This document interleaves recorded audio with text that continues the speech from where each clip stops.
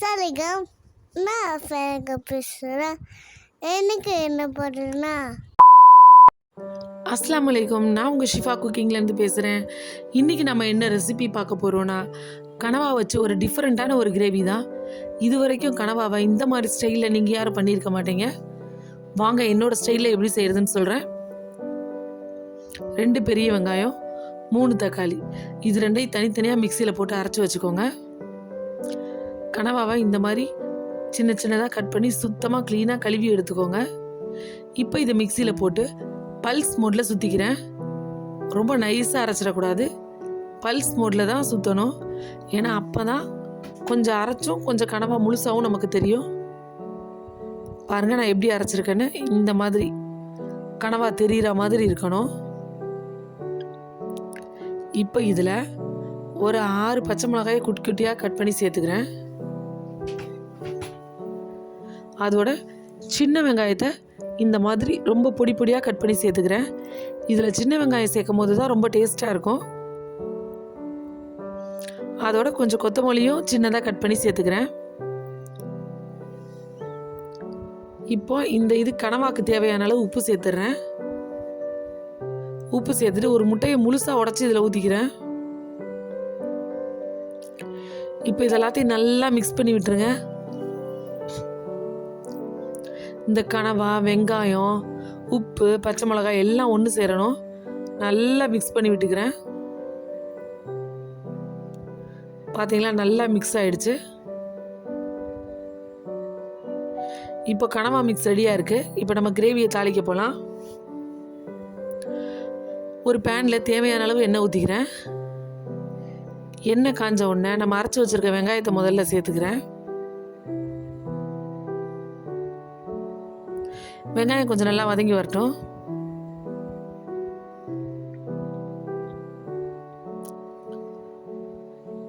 வெங்காயம் ஓரளவுக்கு வதங்கின உடனே ஒரு 1/2 ஸ்பூன் இஞ்சி பூண்டு பேஸ்ட் சேர்த்துக்கிறேன்.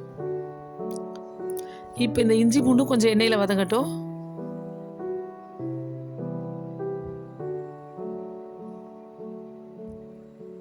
இப்போ இஞ்சி பூண்டும் வதங்கிருச்சு. இப்போ நம்ம அரைச்சி வச்சுருக்கோம் இல்லையா தக்காளி பேஸ்ட்டு, அதையும் இதில் சேர்த்துடலாம். இது எல்லாத்தையும் நல்லா மிக்ஸ் பண்ணி விடுங்க.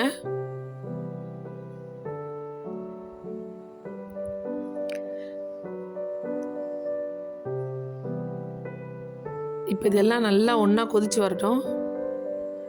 பாருங்கள், எல்லாம் நல்லா ஒன்றா கொதிச்சு வந்துருச்சு.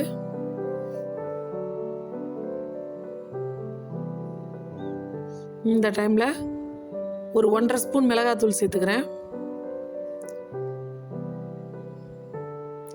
உங்களுக்கு காரம் கொஞ்சம் கம்மியாக வேணும் அப்படின்னா நீங்கள் 1 ஸ்பூன் சேர்த்துக்கோங்க.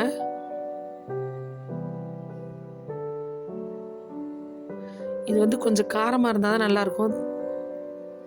இப்போது ஒரு கொத்து கருவேப்பிலை சேர்த்துக்கிறேன்.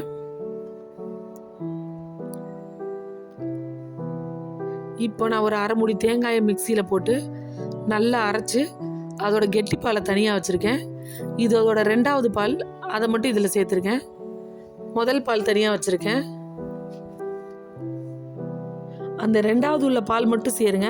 அதுக்கப்புறம் வர ரொம்ப தண்ணியாக வரும்ல, அந்த பால்லாம் இதில் சேர்க்காதீங்க. நீங்கள் வேறு எதுக்காவது அதை யூஸ் பண்ணிக்கோங்க. இப்போ ஒரு 1/4 ஸ்பூன் மஞ்சத்தூள் சேர்த்துருக்கேன். இப்போ மூடி வச்சிடலாம். இந்த பால் நல்லா கொதிச்சு கொஞ்சம் வத்தி வரட்டும்.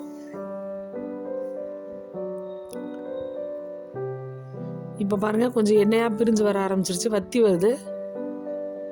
இன்னும் கொஞ்சம் தண்ணியாக தான் இருக்குது. இன்னும் கொஞ்சம் நல்லா வத்தி வரட்டும். இன்னொரு 5 நிமிஷம் மூடி வைக்கலாம். அதுக்கு முன்னாடி இந்த கிரேவிக்கு தேவையான அளவு உப்பு சேர்த்துருங்க.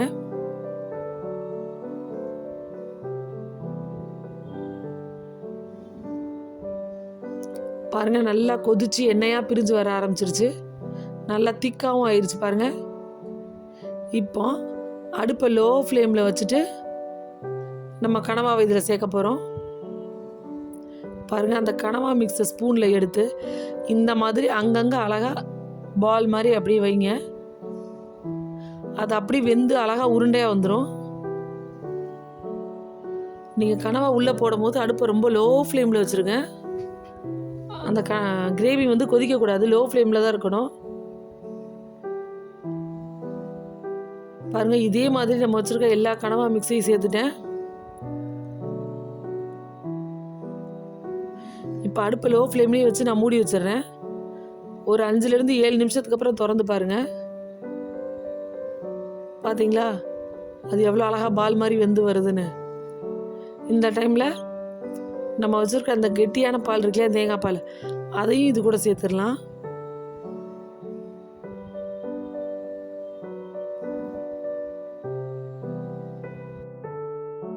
தேங்காய் பால் சேர்த்து லைட்டாக அந்த மாதிரி எடுத்து விடுங்க. ரொம்ப போட்டு மிக்ஸ் பண்ணிடாதீங்க, ஏன்னா இன்னும் கனவா வேவலை, அதனால உடஞ்சிரும். இப்போ ஒரு 10 நிமிஷம் அப்படியே லோ ஃப்ளேம்லேயே வைங்க. பாருங்கள், கனவா சூப்பராக வெந்து வந்துருச்சு.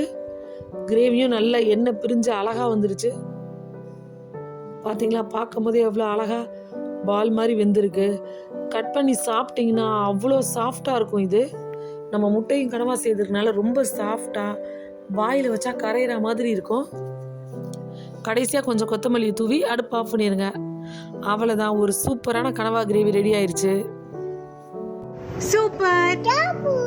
சப்ஸ்கிரைப் பண்ணுங்க. தேங்க்யூ.